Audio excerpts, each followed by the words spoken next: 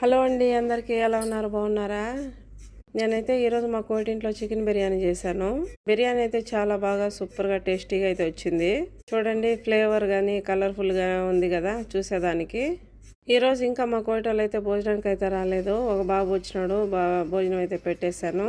మా కన్నయ్యకి తినిపించి ఇంకా నేను కూడా పెట్టుకుంటున్నాను. చూడండి, చికెను ముక్కలు ముక్కలుగా, అన్నం సూపర్గా ఇరిగిపోకుండా భలే సూపర్గా వచ్చిందనమాట.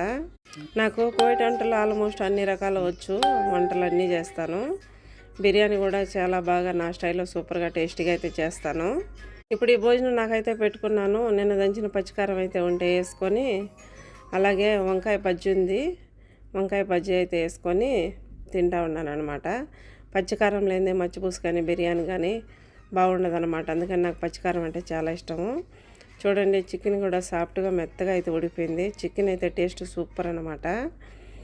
కుకింగు, క్లీనింగు, మిగతా పనులు అన్నీ కోవిడ్ ఇంట్లో ఎక్కువ పనులు ఉంటాయి కదా. మీ బాబుని పెట్టుకొని నువ్వు ఎలా చేస్తున్నావు అంటారు. క్లీనింగు, కుకింగు అంతా నేనేనండి చేసేది. నేనైతే ఇప్పుడు భోజనం తింటున్నాను.